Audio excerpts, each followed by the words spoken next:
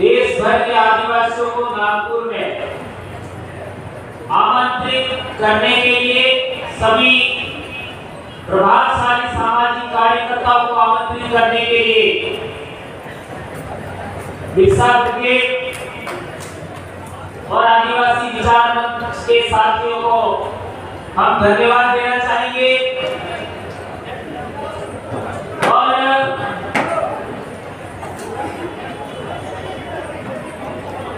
थोड़ा मंच ठीक रहोगे तो मैं बोलूं। पहले आप लोगों की एकाग्रता चाहता हूं। यदि एकाग्रचित हो करके आप लोग बात को समझते हैं, सीखते हैं, तो बोलना अच्छा होगा। दोस्तों, बहुत बड़ी मेहनत करने के बाद ये पंडाल सजा है और देश भर के लोग यहाँ पर आए हैं। हमारे दक्षिणी राजस्थान से भी करीब 100 लोग यहाँ पर आए हैं। 100 लोग डेढ़ दिन की यात्रा करके यहाँ पर आए और यहाँ पर आप लोगों की बातें सुनी।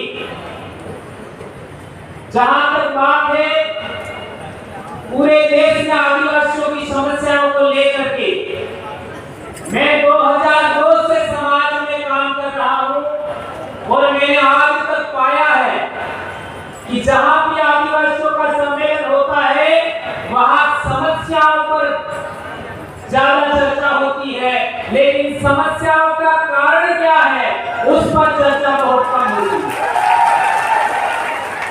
हमारी ये समस्या है, हमारी वो समस्या है, हमारा ऐसा होना चाहिए, ये सभी लोग बोलते हैं, लेकिन ये समस्या का कारण क्या है उस कारण को भी हमें आइडेंटिफाई करना होगा। अभी हमारे उत्तर प्रदेश के भाई ने बोला था कि क्या इस देश में आदिवासी आजाद है, तो मैं कहना चाहता हूं कि 1950 तक तो हम लोग आजाद थे, लेकिन आज आजाद है नहीं है, यह सोचने का विषय है। ऐसा मैं इसलिए कह रहा हूं कि आज देश के अंदर सच बोलना कठिन हो गया है, सही बात कहना कठिन हो गया है, न्यायप्रिय बात करना कठिन हो गया है। देश में जो भी व्यक्ति सच बोलने की हिम्मत करता है उस आदमी को दबाने की कोशिश होती है। ये बात हो रही है आप देश भर। यदि आप सिंगारी के आदिवासियों को बचाना चाहते हो तो सबसे पहले हम आदिवासियों को एक जगह इकट्ठा होने के लिए हम लोगों को कोशिश करनी चाहिए। और यह काम एक दिन के कार्यक्रम में संभव नहीं है। मैं चाहता हूं कि देश के किसी भी कोने में बस सेमिनार हो, लेकिन कम से कम 2 से 3 दिन का कार्यक्रम होना चाहिए जिसमें हम योजना बनाएं कि पूरे देश के आदिवासी, पूरे देश के संगठन और पूरे देश के पॉलिटिकल लोग हैं और पूरे देश के विभिन्न धर्मों में बटे हुए आदिवासी हैं, उनको हम कैसे जोड़ें। संगठन बनाना आसान है, संगठन चलाना मुश्किल है। कोई भी संगठन देश में आदिवासियों का 4 साल से ज्यादा प्रभावशाली नहीं रहता। उससे पहले उस संगठन को खत्म करने की योजना चलती है और लोग फिर निराश होकर के दूसरा संगठन खड़ा कर देते हैं। ऐसा हमें नहीं करना। जो भी संगठन करता है अभी तक काम किया समाज के लिए 5 से 10 साल किया, और संगठन कर्ताओं का अनुभव को हमें आगे बढ़ाना चाहिए। जहां तक सतीश जितेंद्र का सवाल है, इसी नागपुर की धरती पर हम लोग पहली बार एक सम्मेलन के अंदर 2013 में मिले थे। इसी तरीके से हम लोग पूरे देश भर के अंदर विभिन्न सामाजिक संगठन और विभिन्न आपके जो मूवमेंट हैं उनके अंदर हम लोग सभी सामाजिक कार्यकर्ताओं को सुना और सुनने के बाद अंततः हमने फैसला लिया कि हम लोगों को सामाजिक विचारधारा को इस तरीके से पेश करना चाहिए, इस तरीके से विकसित करना चाहिए कि विभिन्न पार्टियों में बटे हुए लोग हैं वो भी हमारी तरफ आकर्षित होना चाहिए। विभिन्न धर्मों में बैठे आदिवासी हैं, वे भी हमारी तरफ आकर्षित होना चाहिए। विभिन्न संगठनों में बैठे हुए आदिवासी हैं, वे भी हमारी तरफ आकर्षित होना चाहिए। और विभिन्न रीजन में बसे हुए आदिवासी हैं, वो भी हमारी तरफ आकर्षित होना चाहिए, केंद्रित होना चाहिए। ये चीज हम लोग करने में कामयाब हुए। इसकी वजह से आज दक्षिणी राजस्थान में एक ऐसी वैचारिक क्रांति, एक ऐसा सांस्कृतिक शुद्धिकरण का प्रयास चल रहा है, जिसकी वजह से पूरे देश में आज की तारीख में एक क्रांति सी खड़ी हो रही है। और वो क्रांति आपके साथ है, ऐसा मैं कहना चाहता हूं। दोस्तों, पूरे देश के अंदर भी आदिवासी सबसे बड़ा आदिवासी समुदाय है और उसका मैं एक सदस्य वंशानुगत सदस्य हूं। जैसा कि यूएन में कहा गया कि भीली बोली संस्कृत भाषा से बनी है, इंडो आर्यन लैंग्वेज है। यह बात 100% नहीं, 101% गलत है, 101% गलत है। कैसे? भीली बोली के अंदर मां को आई कहते हैं, संस्कृत भाषा के अंदर मां को क्या बोलते हैं? मातृ। हिंदी में क्या बोलते हैं? माता। भीली बोली में मां को क्या बोलते हैं? आई। काम मैच कर रहा है। राजस्थान से लेकर के कर्नाटक तक आदिवासी लोग अपनी मां को आई बोलते हैं। कहां है? दूसरा उदाहरण, हम आदिवासी लोग दक्षिणी राजस्थान के अपने पिताजी को आतो कहते हैं। आतो। संस्कृत भाषा के अंदर पिताजी को क्या बोलते हैं? पिता। हिंदी में क्या बोलते हैं? पिता। कहां मैच कर रहा है? मैच नहीं कर रहा। हिंदी बोली के अंदर बहुत सारे ऐसे शब्द हैं जिसको हिंदी में लिखा नहीं जा सकता, जिसको संस्कृत में लिखा नहीं जा सकता, इवन अंग्रेजी में भी लिखना संभव नहीं। बहुत सारी महिलाओं के नाम मीरा होता है। मीरा को आप हिंदी में नहीं लिख सकते, अंग्रेजी में नहीं लिख सकते, संस्कृत में नहीं लिख सकते। इसी तरीके से दो नदियां या दो नाले मिलते हैं, उस जगह को बेल कहते हैं।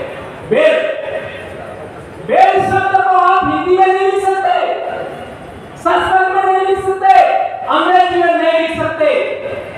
कैसे कह सकते हो आप भीली बोली है, वह संस्कृत भाषा से निकली है या फिर इंडो आर्यन लैंग्वेज है? और एक इंपॉर्टेंट बात कहना चाहता हूं कि हमारी बोली के अंदर बकरी को बाकरू ऐसा भी कहते हैं, और हिंदी में बकरी कहते हैं और संस्कृत में अजा कहते हैं। तो ऐसे शब्दों का चयन करके बाकरू बकरी, ऐसा शब्दों का चयन करके लोगों ने कहा होगा कि भीली है वो इंडो आर्यन है या संस्कृत से निकली है, ऐसा कहा होगा। तो मैं आपको कहना चाहता हूं, मेरी अनपढ़ मां जो कभी स्कूल नहीं गई, वो बकरी का ये दो शब्द इस्तेमाल करती है, बाकरो और साली। ये राजस्थान से छत्तीसगढ़ तक साली या छेली बोलते बकरी को। सही कह रहा हूं? तो सालो ये ओरिजिनल भीली वर्ड है, ये ओरिजिनल इंडिजिनस स्पीचेस का पार्ट है। बकरी है यानी बाकरू जो हम बोलते हैं, यह शब्द ये संस्कृतिकरण की वजह से, लैंग्वेज का संकरण होने की वजह से आया होगा, ऐसा कहा जा सकता है।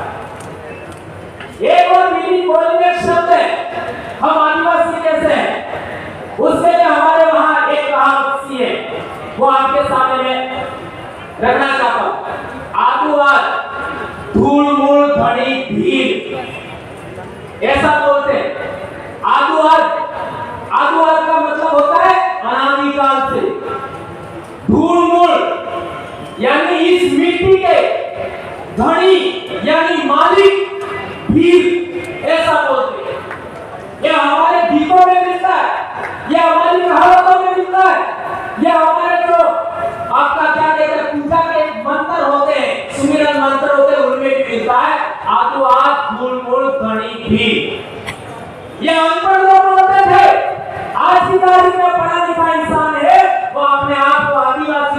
शर्मा सकता है, लेकिन अनपढ़ आदिवासी थे इस शब्द को बोलते थे। इसी तरीके से एक और उदाहरण मैं बोली पर ज्यादा बोलना चाहता हूं। एक और उदाहरण, गाय को गौ कहते हैं, हिंदी में गाय कहते हैं, हमारी बोली के अंदर गाय बोलते हैं। काम मैच कर रहा है। भैंस को बोलो संस्कृत भाषा में महिष बोलते हैं, हमारे डूबी बोलते हैं। काम मैच कर रहा, बताइए। एक भी शब्द ऐसा नहीं है भीरी बोली का जो इंडो आर्यन लैंग्वेज से मैच करता है। उस शब्द जो उनकी बोली के हमारे बोली में आ गए, उन शब्दों के आधार पर इन लोगों ने ऐसा बोला है। तो ये मैं कहना चाहता हूं कि कोई बंदा ये कहता है, ये साबित करना चाहता है कि भीरी बोली इंडो आर्यन लैंग्वेज है और संस्कृत से निकली है, वो पहले भवरलाल परमार से डिबेट कर ले, ये खुला चैलेंज है। 2,500 शब्दों का मैंने भीरी बोली का शब्दों को तैयार किया, 2,500 शब्दों का, और बहुत सारे शब्द ऐसे जैसे च, छ, श, अक्ष, तर, य, ये शब्द हमारी भीरी बोली में होते ही है और इनके बगैर संस्कृत भाषा नहीं लिखी जा सकती। ये बात ध्यान रखनी होगी। संस्कृत भाषा 10वीं सदी से पहले है या नहीं है, इस पर भी प्रश्नवाचक चिन्ह है। भारत देश के अंदर शिलालेखों में, भारत देश के अंदर साहित्यों में प्राचीनतम उल्लेख मिला है वो पाली प्राकृत भाषा का मिला है, और प्राकृत भाषा से ही मराठी बनी है, प्राकृत भाषा से ही गुजराती बनी है। ये बात हमको ध्यान में रखना होगा। एक बात और, जो लोग भीरी बोली के शब्द बोल नहीं सकते, जो लोग भीरी बोली के शब्द बोल नहीं सकते, जो भीरी बोली के शब्दों का अर्थ नहीं जानते, जो लोग भीरी बोली को समझ नहीं सकते, वो कैसे कह सकते हैं कि भीरी इंडो आर्यन है या आदिवासी स्पीचेज है या इंडो आर्यन स्पीचेज से निकली है। तो दोस्तों, टाइम का हमारे पास लिमिट है, बोलने के लिए बहुत सारी बात है, लेकिन आज इस पंडाल से, इस ग्राउंड से, नागपुर से एक बात लेकर के हमको जाना है कि हम लोग आने वाले पीरियड में 2 से 3 दिन का एक पूरे देश से आदिवासियों का योजनाबद्ध तरीके से जन जागरण करने के लिए, वैचारिक एकीकरण करने के लिए, सांस्कृतिक शुद्धिकरण करने के लिए हम लोग योजना बनाएंगे। ऐसा मैं आह्वान करता हूं और सतीश जी से कहना चाहता हूं, इस तरीके का रोडमैप और सभी कार्यकर्ताओं को रोडमैप बना करके सबको पुनः इसी नागपुर की धरती पर आह्वान करना चाहिए। हम लोग पिछले 13 सितंबर को 100 से 150 लोग छत्तीसगढ़ रायपुर गए थे। यदि ये अनाउंस पहले हो जाता तो ये जितनी संख्या दिख रही है इतनी तो अकेले राजस्थान से होती, अकेले राजस्थान से। इतनी सी बात मैं कहना चाहता हूँ। धन्यवाद। जय जोहार। एक नारा हो जाए, जय जोहार का नारा है। 2 हाथ ऊंचा करके, मेरी आवाज बहुत भारी है। जय जोहार का नारा है, जय जोहार का नारा है। अब सुन रहे, अब आ रहा है। धन्यवाद।